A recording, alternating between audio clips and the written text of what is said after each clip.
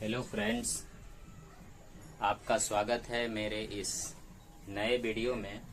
Lucent के series के इस दूसरे यूनिट में यूनिट नंबर 2 हम लोग शुरू करने जा रहे हैं, जो कि है प्रागैतिहासिक काल यानी प्री हिस्ट्री।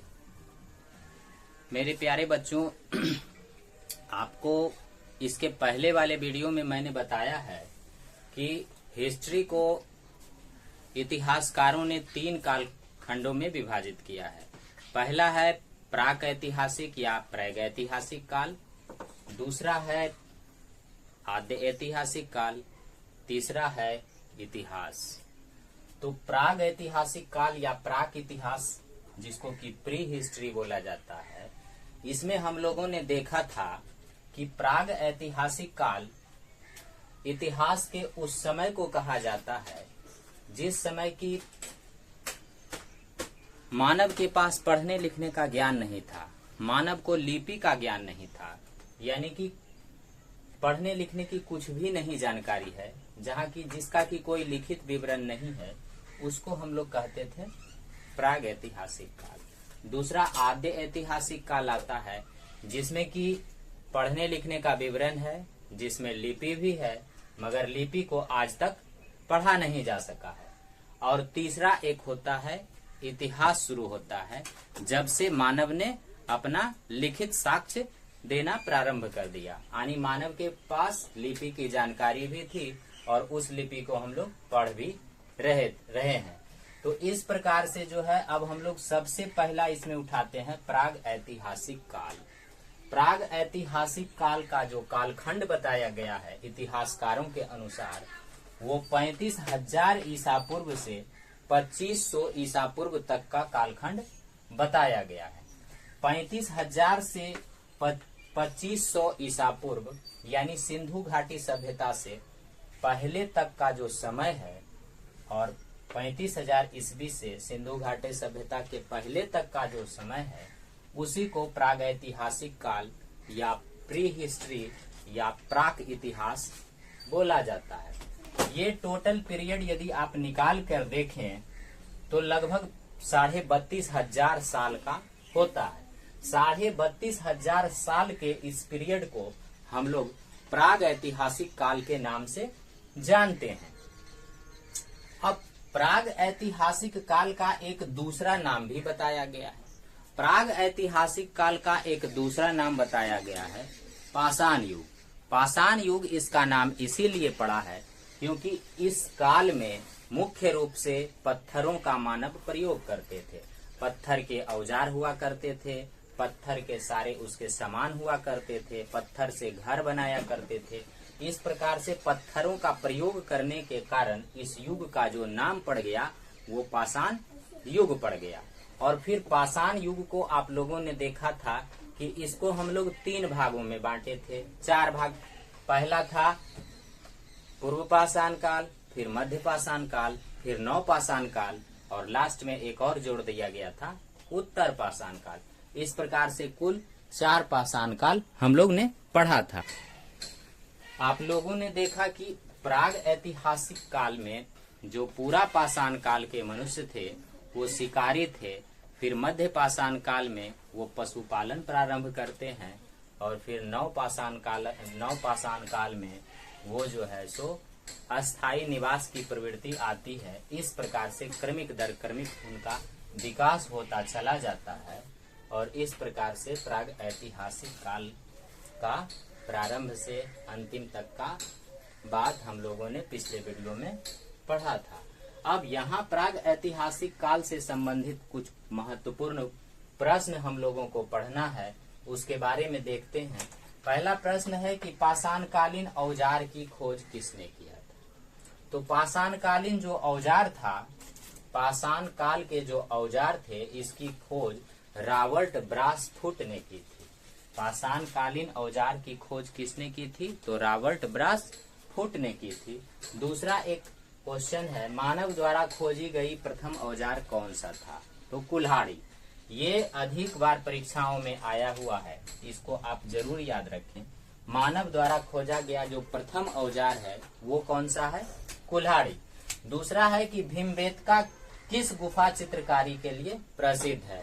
तो भीमबेटका जो है, भीमबेटका का जो गुफा है वो किस गुफा चित्रकारी के लिए प्रसिद्ध है? तो शैल चित्र के लिए, यानी पत्थर पर चित्र बनाए गए हैं, पत्थरों पर बनाए गए चित्र हैं, उसके लिए ये प्रसिद्ध है भीमबेटका की गुफाएं। अगला है कि पाषाणकालीन मनुष्य का प्राचीनतम साक्ष्य कहाँ से मिला है? पाषाणकालीन जो मनुष्य थे, पाषाण काल के यानी प्राग ऐतिहासिक काल के जो मनुष्य थे, उनका जीवाश्म, उनका साक्ष्य, उनका प्रमाण जो मिला है, वही क्वेश्चन कहा जा रहा है कि वो कहाँ से मिला है। तो ये भीमबेटका की गुफा से मिला है। कहाँ से मिला है? भीमबेटका की गुफा से, जो कि नर्मदा नदी घाटी के किनारे पाया गया है। और ये नर्मदा नदी कहाँ पर है?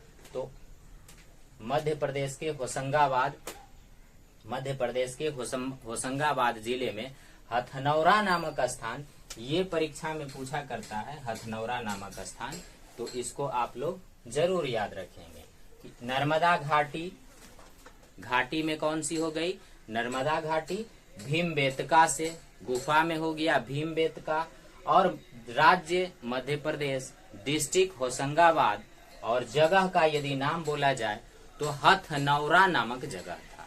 तो प्राचीनतम जो साक्ष्य मिला है मानव का, पाषाणकालीन मानव का, वो कहाँ से मिला है? तो हथनौरा नामक स्थान पर। आपको जगह सबसे पहले याद कीजिए, हथनौरा नामक स्थान।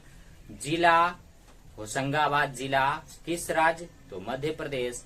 और घाटी किसका है? तो नर्मदा नदी का घाटी है। और जो गुफा है वो है भीमबेटका। तो भीमबेटका की गुफा से प्राचीन मानव के प्राचीनतम साक्ष्य प्राप्त हुए हैं। अब भारत में जीवाश्म का प्रमाण कहाँ से मिलता है? तो भारत में यदि देखा जाए जीवाश्मों का प्रमाण कहाँ से है?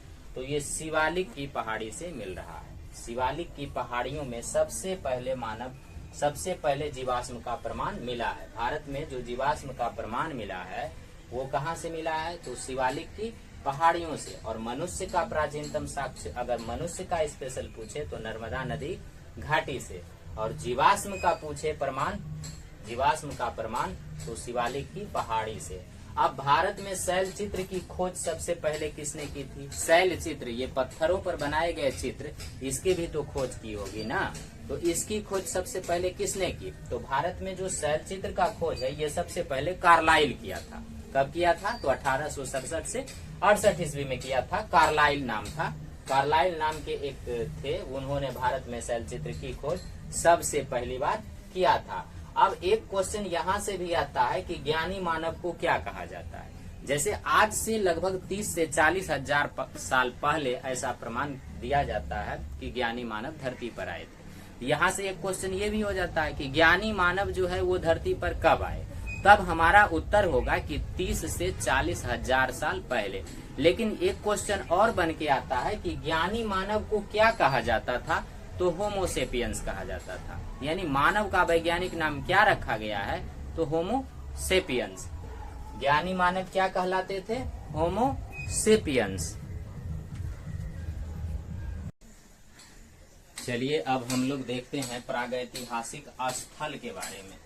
ये लुसेंट का यूनिट 2 का जो नेक्स्ट चीज है, इसमें हम लोग प्रागैतिहासिक स्थल के बारे में समझते हैं। तो प्रागैतिहासिक स्थल ये जो पूरा पाषाण काल, मध्य पाषाण काल और नव पाषाण काल था, इनके स्थलों को मैंने अलग अलग डिवाइड किया है। और इसमें से जो एग्जाम में महत्वपूर्ण स्थल पूछे जाते हैं, मैंने सिर्फ वही चीज को यहाँ पर लिस्टेड किया है, इसीलिए इसको याद रखना आपके लिए इम्पोर्टेंट हो जाता है। तो पूरा पाषाण काल के स्थल में सबसे पहला यहाँ पर देखिए भीमबेटका एक जगह का नाम है। एक जगह का नाम है भीमबेटका। तो भीमबेटका की जो गुफाएं हैं वो शैल चित्र के लिए प्रसिद्ध है। मध्य प्रदेश के अंतर्गत जो है भीमबेटका की जो गुफा है वो किसके लिए प्रसिद्ध है? शैल चित्र के लिए प्रसिद्ध है। अगला है अतिरमपक्कम।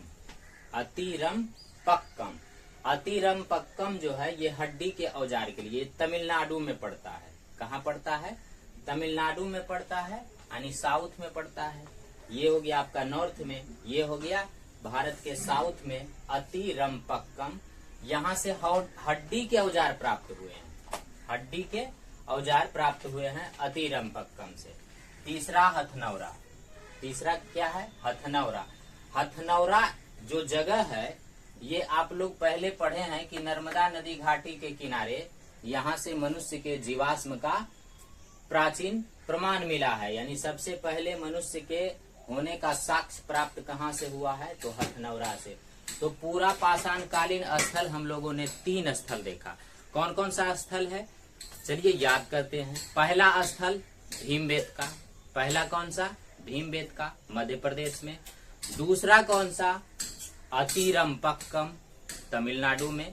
दूसरा अतिरंपक्कम कहाँ? तमिलनाडु में। तीसरा हो गया हथनौरा। हथनौरा कहाँ? हथनौरा यहाँ पर मध्य प्रदेश में। तो मध्य प्रदेश में 2 गो हो गया, एक हथनौरा एक भीमबेटका। मध्य प्रदेश में पूरा पाषाण कालीन स्थल मध्य प्रदेश में 2 हो गया, एक हो गया भीमबेटका, दूसरा हो गया हथनौरा, और तीसरा एक पूरा पाषाण कालीन स्थल जो है वो तमिलनाडु में मिला है, जो कि है अतिरंपक्कम। और अतिरंपक्कम से क्या मिला है? तो हड्डी के औजार प्राप्त हुए हैं। अतिरंपक्कम से हड्डी के औजार। हथनौरा से क्या मिला है? तो हथनौरा से जो है मिला है नर्मदा नदी घाटी के किनारे से मनुष्य का जीवाश्म। हथनौरा से मनुष्य का जीवाश्म प्राप्त हुआ है। भीमबेटका से क्या? शैल चित्र। भीमबेटका से क्या? शैल चित्र। अतिरंपक्कम से क्या? हड्डी के औजार। अतिरंपक्कम से हड्डी के औजार। पूरा पाषाण कालीन स्थल कितना हुआ? 3 पूरा पाषाण कालीन स्थल, 2 मध्य प्रदेश में, 1 तमिलनाडु में। तमिलनाडु वाला अतिरंपक्कम, हड्डी का औजार वहां से मिला है।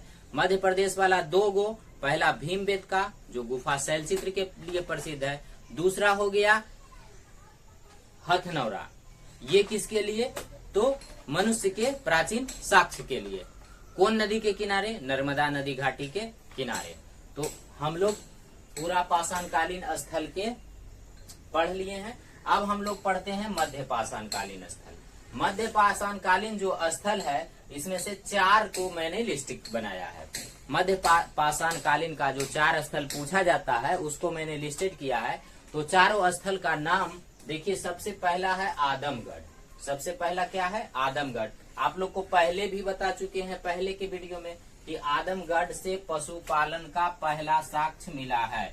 मध्य पाषाण कालीन में, पूरा पाषाण कालीन में मनुष्य शिकार करता था। पूरा पाषाण कालीन में मनुष्य शिकारी था, लेकिन मध्य पाषाण काल में आते आते मनुष्य में पालतू पशुओं को पालने की प्रवृत्ति हो गई। तो ये पशुपालन के प्रथम साक्ष्य जो है वो कहाँ से मिलते हैं? तो मध्य पाषाण काल में। आगे नवपाषाण काल में स्थायी प्रवृत्ति आ जाएगी। तो यहाँ से क्वेश्चन है कि पशुपालन का पहला साक्ष्य कहाँ से मिला है? तो आदमगढ़ से। और ये फिर मध्य प्रदेश के होशंगाबाद जिला में है। मध्य प्रदेश के होशंगाबाद जिला में ये कौन सा है? आदमगढ़ है। दूसरा है महदहा। दूसरा मध्य पाषाण कालीन स्थल महदहा। महदहा यहाँ पर देखिए नाम में ही लिखा हुआ है महदहा।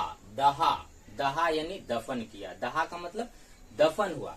तो यहाँ से पुरुष और स्त्री को एक साथ दफनाने का साक्ष्य मिला है। यानी कहने का अर्थ है कि ये चीज एक साथ दफनाया गया है, तो ये बताता है कि उस समय सती प्रथा कायम थी, इसीलिए पुरुष और स्त्री को एक साथ दफन कर दिया गया है। तो ये महदहा से प्राप्त हुआ है। और ये कहाँ है? तो प्रतापगढ़ यूपी में है, यानी यूपी के प्रतापगढ़ जिला में है। उत्तर प्रदेश के प्रतापगढ़ जिला में है महदहा। तो एक हो गया मध्य प्रदेश का, एक हो गया उत्तर प्रदेश का। मध्यकालीन स्थल एक मध्य प्रदेश का, एक उत्तर प्रदेश का। अगला हो गया सराय नाहर। अगला कौन सा है? सराय नाहर। यहाँ से एक साथ कब्र में 3 शव मिले। कब्र में क्वेश्चन पूछता है कि एक साथ 3 शव की प्राप्ति कहाँ से हुई है? तो ये हुआ है सराय नाहर से। कहाँ से हुआ है? सराय नाहर से। अगला है बागौर। बागौर जो कि राजस्थान में पड़ता है। बागौर स्थान कहाँ है? राजस्थान में। और ये इसकी खासियत ये है कि मध्य पाषाण कालीन जितना भी स्थल है उसमें इस सबसे बड़ा स्थल है, इसलिए हम लोग इसको याद रखेंगे। बागौर राजस्थान ऐसे भी आप थोड़ा सा सोच सकते हैं कि सबसे बड़ा भारत में क्षेत्रफल किसका है, किस राज्य का है, तो राजस्थान का है। तो राजस्थान सबसे बड़ा क्षेत्रफल वाला है और सबसे बड़ा स्थल भी वहीं पर मिला है। वो कौन सा है, बागौर है। वो कौन सा है, बागौर। और ये किस काल का है, तो मध्य पाषाण काल का है। तो इस प्रकार से मध्य पाषाण काल के स्थलों में एक हम मध्य प्रदेश का याद रखेंगे आदमगढ़, एक उत्तर प्रदेश का याद रखेंगे महदहा और सरायनाहर, और एक राजस्थान का याद रखेंगे बागौर। राजस्थान का याद रखेंगे बागौर, जिसमें बागौर जो है वो मध्य पाषाण कालीन में इसलिए फेमस है कि वो मध्य पाषाण काल का सबसे बड़ा स्थल है। राजस्थान सबसे बड़ा राज्य है और उसका बागौर सबसे बड़ा मध्य पाषाण कालीन स्थल है। दूसरा, मध्य प्रदेश में जो है, मध्य प्रदेश में आपको पता है पहले से कि आदमी का साक्ष्य मिला हुआ है, तो यहाँ पशुपालन का भी साक्ष्य मिला है, यानी आदमी अपने साथ पशुओं को पालता था। तो जहाँ पर आदमी वहाँ पर पशु, जहाँ पर आदमी वहाँ पर पशु। तो पशुपालन का प्रथम साक्ष्य भी मध्य प्रदेश के होशंगाबाद जिला से ही मिला है।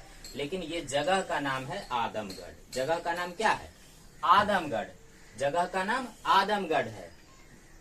और मनुष्य का जो मिला था वो जगह का नाम क्या है, हथनौरा है। लेकिन यहाँ जगह का नाम है आदमगढ़। दूसरा, उत्तर प्रदेश से सती प्रथा के होने का प्रमाण मध्य पाषाण काल से ही मिलता है। वो जगह है महदहा, जहाँ एक साथ दफन दहा मतलब दहा दिया गया, यानी कि जला दफन कर दिया गया। तो स्त्री और पुरुष को एक साथ दफन कर दिया गया महदहा में, जो कि उत्तर प्रदेश में है। तीसरा, सराय नाहर। यहाँ क्या मिला है, तो सराय नाहर, यहाँ तीन सब एक साथ मिले, तीन सब एक साथ मिले। राजस्थान, राजस्थान में सबसे बड़ा मध्य पाषाण कालीन स्थल है। तो पूरा पाषाण कालीन स्थल तीन हुआ। पहला हो गया भीमबेटका, दूसरा अतिरम पक्कम और तीसरा हथनौरा। और मध्य पाषाण कालीन स्थल चार हुए। मध्य पाषाण कालीन स्थल कौन हुए, चार। एक मध्य प्रदेश वाला आदमगढ़, उत्तर प्रदेश वाला महदहा और सराय नाहर, और राजस्थान वाला बागौर। राजस्थान वाला कौन हो गया, बागौर। इस प्रकार से तीन इसमें पढ़े, चार इसमें पढ़े। तो इस प्रकार से जो है ये पूरा पाषाण कालीन और मध्य पाषाण कालीन के स्थल पढ़ लिए। अब हम लोग देखते हैं नव पाषाण कालीन स्थल को। अगला अब नव पाषाण कालीन स्थल को देखते हैं। नव पाषाण कालीन स्थल में इसमें भी चार महत्वपूर्ण को मैंने लिस्टेड किया है। सबसे पहला मेहरगढ़। तो मेहरगढ़ जो है, मेहरगढ़ से बहुत सारा क्वेश्चन पूछा जाता है कि मेहरगढ़ जो है, यहाँ कृषि का पहला साक्ष्य यहीं से मिला है। मेहरगढ़ से क्या मिला है, कृषि का पहला साक्ष्य मिला है। और मेहरगढ़ कहाँ है, तो मेहरगढ़ जो है पाकिस्तान अफगानिस्तान की सीमा पर बलूचिस्तान, जो कि मेन रूप से पाकिस्तान में ही पड़ता है, लेकिन पाकिस्तान अफगानिस्तान की सीमा पर जो है बलूचिस्तान में जो है ये जगह है मेहरगढ़। इसी मेहरगढ़ से कृषि का पहला साक्ष्य मिला है। दूसरा है कोल्डिहवा। दूसरा कोल्डिहवा, तो कोल्डिहवा से चावल का प्रथम साक्ष्य मिला है। कोल्डिहवा से क्या मिला है, चावल का प्रथम साक्ष्य। और ये है कहाँ, उत्तर प्रदेश के इलाहाबाद में। उत्तर प्रदेश के इलाहाबाद में है कोल्डिहवा, और यहाँ से चावल का पहला साक्ष्य मिला है। कृषि का पहला साक्ष्य कहाँ से मिला है, मेहरगढ़। मेहरगढ़ कहाँ है, बलूचिस्तान में। मेहरगढ़ कहाँ है, बलूचिस्तान में है। और कोल्डिहवा कहाँ है, तो इलाहाबाद में। कोल्डिहवा इलाहाबाद में। तीसरा नव पाषाण कालीन स्थल है संगनकल्लू। संगनकल्लू से राज का किला मिला है, ये कर्नाटक में है। कर्नाटक में है और इससे कौन सा मिला है, राज का किला। राज का किला संगनकल्लू से मिला है, जो कि कर्नाटक में स्थित है। अगला है बुर्जहोम। बुर्जहोम से कई बार एग्जाम में पूछा गया है कि गर्तावास या गड्ढा घर के साक्ष्य कहाँ से मिले हैं, तो बुर्जहोम से मिले हैं। बुर्जहोम से यहाँ देखिए होम लगा हुआ है। होम मतलब आवास, होम मतलब आवास यानी गर्तावास। नीचे गड्ढा करके नीचे घर बनाया हुआ था, उसी को गर्तावास कहा जाता है या गड्ढा घर कहा जाता है। नीचे गड्ढा करके नीचे जो है घर बनाया हुआ रहता था। इसका साक्ष्य कहाँ से मिला है, तो कश्मीर से मिला है। यहीं पर जो है और एक साक्ष्य मिला है दफनाने का, जिसमें मालिक मर जाते थे तो उनके पालतू पशु के साथ उसको दफन कर दिया जाता था। तो यहां से भी क्वेश्चन आता है कि पालतू पशु को उनके मालिक के साथ दफनाने का साक्ष्य कहां से मिलता है? वो मिलता है कहां से? बुर्ज होम से। तो इस प्रकार से जो है नवपाषाणकालीन स्थल 4 हो गए। कौन कौन हो गए? सबसे पहला जहां से कृषि का साक्ष्य मिला है मेहरगढ़। मेहरगढ़ कहाँ है? बलूचिस्तान में है। दूसरा कोल्डिहवा, यहाँ से चावल का पहला साक्ष्य मिला है। तीसरा संगनकल्लू जो कि कर्नाटक में है, यहाँ से राज का किला मिला है। और चौथा है बुर्ज होम यानी गर्तावास या गड्ढा घर का साक्ष्य यहाँ से प्राप्त हुआ है। और इसी के साथ साथ यहाँ पर मालिक के साथ, मालिक के मरने पर उनके पालतू पशु जो भी थे उसको भी उसके साथ दफना दिया जाता था। ऐसा साक्ष्य कहाँ से मिला है? तो बुर्ज होम से मिला है। अब हम लोग कुछ प्रश्न को देखते हैं जो कि आवश्यक प्रश्न है। आइए अब हम लोग कुछ प्रश्न को देखते हैं जो कि परीक्षा में आए हुए हैं। ये सब प्रश्न प्रायः एग्जाम में पूछे जाते हैं, उसी को मैंने यहाँ पर लिखा है। यहाँ है कि कृषि का सबसे पहला साक्ष्य कहाँ से प्राप्त हुआ? चलिए आप बताइए, कृषि का पहला साक्ष्य कहाँ से प्राप्त हुआ है? बोलिए, कृषि का पहला साक्ष्य कहाँ से प्राप्त हुआ है? मेहरगढ़। तो कृषि का पहला साक्ष्य कहाँ से मिला है? मेहरगढ़ में। आप बताइए कि मेहरगढ़ है कहाँ? तो मेहरगढ़ बताइए कहाँ है? पाकिस्तान और अफगानिस्तान की सीमा पर बलूचिस्तान में है। किसमें है? बलूचिस्तान के अंतर्गत। अगला प्रश्न है, इसका उत्तर आप लोग दीजिए। चावल का पहला साक्ष्य कहाँ से मिला है? बताइए, कहाँ से मिला है? कोल्डिहिवा। कोल्डिहिवा। अब कोल्डिहिवा कहाँ, ये बताइए। इलाहाबाद में। कोल्डिहिवा है उत्तर प्रदेश राज्य के इलाहाबाद में। उत्तर प्रदेश राज्य के इलाहाबाद में कोल्डिहिवा है। तो कृषि का मेहरगढ़ में, लेकिन चावल का कोल्डिहिवा में। अगला क्वेश्चन है, गर्तावास या गड्ढा घर का साक्ष्य कहाँ से मिला है? बताइए, गड्ढा घर का साक्ष्य कहाँ से मिला है? बुर्ज होम से। सही बात। कहाँ से? बुर्ज होम से। बुर्ज होम कहाँ है? तो बुर्ज होम पड़ता है कश्मीर में। इसको थोड़ा सा ऐसे भी आप ट्रिक लगा के याद रख सकते हैं कि कश्मीर में चूंकि बहुत ठंडा पड़ता है, तो ठंडा पड़ता है तो लोग जो है जमीन के अंदर घुस के और गड्ढा बना के रहता था। यानी कश्मीर के अंतर्गत जो बुर्ज होम है, होम मतलब घर, गड्ढा बना के अंदर में रहता था। तो वहां से गड्ढा घर या गर्ता आवास कहते। गर आवास मतलब रहने का जगह, गर्त मतलब मानी कि अंदर में रहने का जगह, वहां से मिला है कश्मीर से। चलिए आगे क्वेश्चन फिर बताइए। आदमी के साथ पशु को दफनाने की प्रथा कहाँ थी? अब ये बताइए, आदमी के साथ पशु को, जो पालतू पशु को दफना दिया जाता था, इसका साक्ष्य कहाँ से मिला है? बुर्ज होम से। कहाँ से मिला? ये भी बुर्ज होम से मिला है। ये भी कहाँ से मिला है? बुर्ज होम से, जो कि कश्मीर में ही है। अगला क्वेश्चन है कि भारत में पशुपालन का पहला साक्ष्य कहाँ से मिला है? बताइए। तो पशुपालन का जो पहला साक्ष्य मिला है वो कहाँ से मिला है? आदमगढ़ से। कहाँ से? आदमगढ़ से। आदमगढ़ कहाँ है?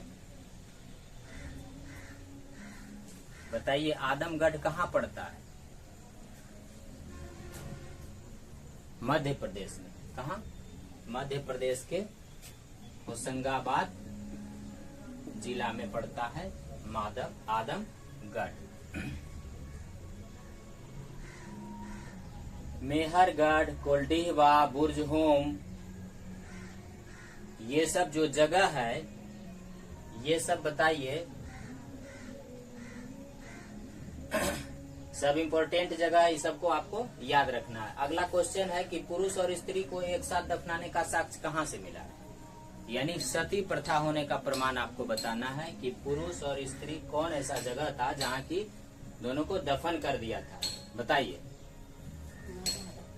महदहा, यानी एक साथ दह गया, यानी दफन हो गया।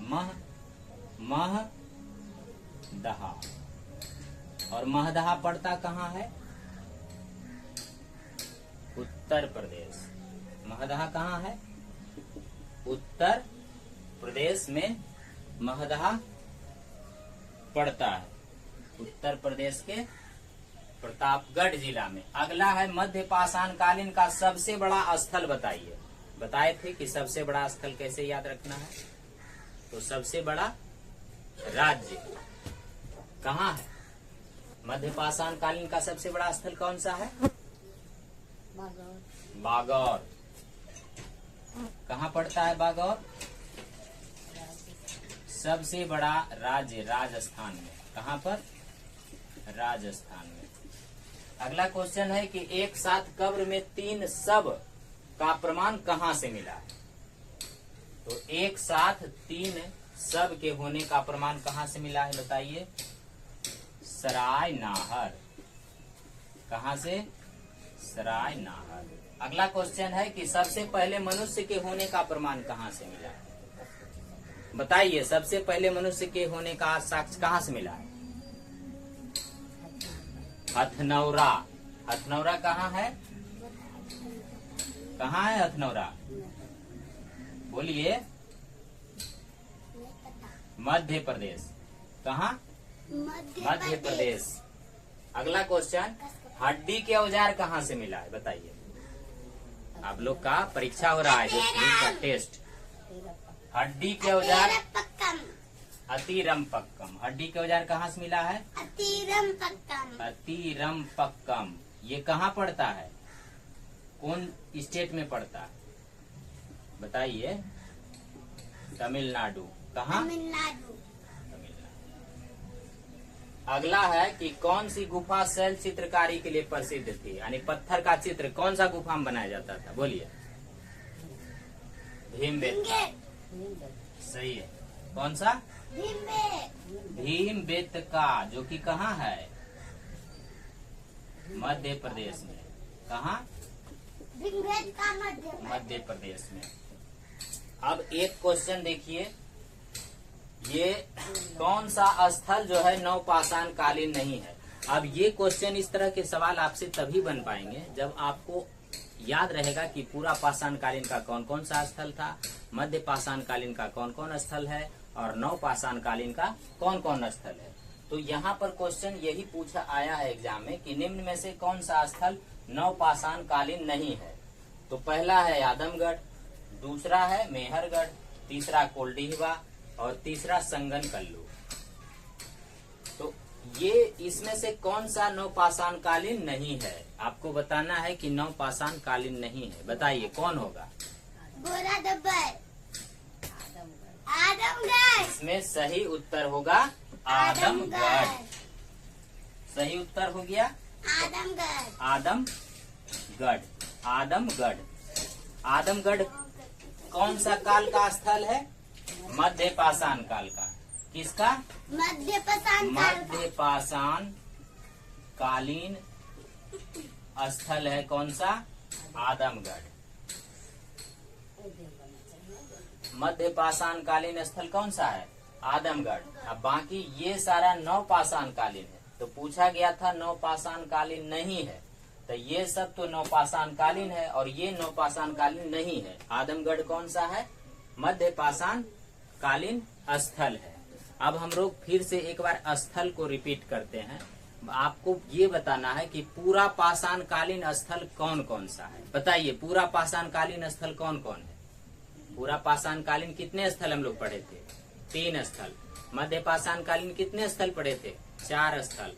नवपाषाण कालीन कितने स्थल पढ़े थे? 4 स्थल। अब आप बताइए कि पूरा पाषाण कालीन जो 3 स्थल है वो कौन कौन सा है? चलिए बोलिए।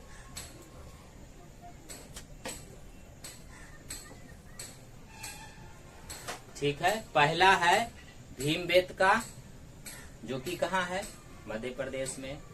दूसरा अतिरंपक्कम जो कि तमिलनाडु में है। और तीसरा कौन सा है, तीसरा है हथनौरा। तीसरा कौन सा, हथनौरा है जो कि कहाँ है, मध्य प्रदेश में। उसके बाद चलिए बोलते हैं अगला मध्य पाषाणकालीन स्थल। मध्य पाषाणकालीन स्थल का आप लोग नाम बताइए कौन कौन सा है। मध्य पाषाणकालीन स्थल में हो गया आदमगढ़, पहला आदमगढ़। दूसरा कौन सा है, महदहा। दूसरा कौन सा, महदहा। तीसरा कौन सा है, बागौर। चौथा सरायनहार। ये सब जो है ये कौन सा हो गया, मध्य पाषाण कालीन स्थल। ये सब मध्य पाषाण कालीन स्थल हो गया। मध्य पाषाण कालीन 4, पहला आदमगढ़, दूसरा महदहा, तीसरा बागौर, चौथा सरायनहार। अब हम लोग नव पाषाण कालीन स्थल में चलते हैं। तो बताइए नव पाषाण कालीन स्थल कौन कौन से हैं। तो यहाँ पर देखिए नव पाषाण कालीन स्थल में 3 तो यहाँ पर लिखा हुआ है, मेहरगढ़, कोल्डिहवा और संगनकल्लू। मेहरगढ़, कोल्डिहवा, मेहरगढ़, कोल्डिहवा। तीसरा संगनकल्लू, एक तो इसमें घुस रहा है संगनकल्लू। और एक कौन सा है, बुर्जहोम। एक कौन सा, बुर्जहोम। तो यहाँ से यहाँ तक जो मैंने किया है ये कौन सा स्थल है, ये सब ये है नव पाषाण कालीन स्थल। नव पाषाण कालीन स्थल ये हो गया, ये मध्य पाषाण कालीन स्थल हो गया। मध्य पाषाण कालीन स्थल में 4 आदमगढ़, महदहा, बागौर और सरायनहार।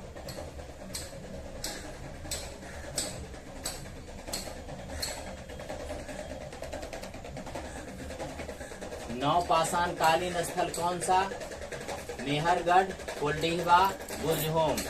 3 यहाँ पर हथनौरा, अतिरंपक्कम और भीमबेटका हम लोग पढ़े थे। भीमबेटका, फिर अतिरंपक्कम, फिर हथनौरा। ये 3 जो है ये हो गया पूरा पाषाण कालीन स्थल। ये कौन सा हो गया, पूरा पाषाण कालीन स्थल। पूरा पाषाण कालीन स्थल ये 3 हो गए। तो इस प्रकार से सबसे पहले हम लोग पूरा पाषाण कालीन स्थल को देखे तो हथनौरा, अतिरंपक्कम और भीमबेटका। मध्य पाषाण कालीन में 4 आदमगढ़, महदहा, बागौर, सरायनहार। नव पाषाण कालीन में 4 मेहरगढ़, कोल्डिहवा, बुर्जहोम और एक आ गया यहाँ संगनकल्लू। एक कौन सा हो गया, संगनकल्लू। यानी पूरा पाषाण कालीन स्थल 3, मध्य पाषाण कालीन स्थल 4 और नव पाषाण कालीन स्थल 4।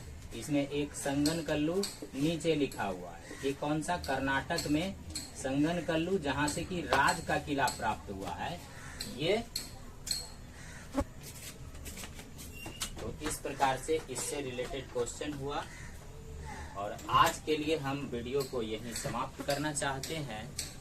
यदि आपको वीडियो अच्छा लगे तो मेरे प्यारे विद्यार्थियों, मेरे प्यारे दोस्तों, आप लोग इसको लाइक कीजिए, शेयर कीजिए, अपने दोस्तों के साथ शेयर कीजिए, जो पढ़ने वाले हैं उनके साथ शेयर कीजिए ताकि वो भी इसका फायदा उठा सके और मुझे सपोर्ट मिल सके। इस प्रकार से आज का टॉपिक हम लोग यहीं समाप्त करते हैं। विशेष अगले टॉपिक में हम लोग क्या पढ़ने वाले हैं, तो अगले टॉपिक में हम लोग जो है सो एक नया चैप्टर की शुरुआत करेंगे, जिसका नाम है प्रोटो हिस्ट्री का चैप्टर है, यानी आद्य ऐतिहासिक काल का जो चैप्टर है, जिसे कि बहुत सारे परीक्षाओं में प्रश्न आते हैं। सिंधु घाटी सभ्यता यानी इंडस वैली, सिंधु घाटी सभ्यता के बारे में हम लोग नेक्स्ट वीडियो में अब अध्ययन करेंगे। तब तक के लिए thank you for watching my video. Welcome for next video.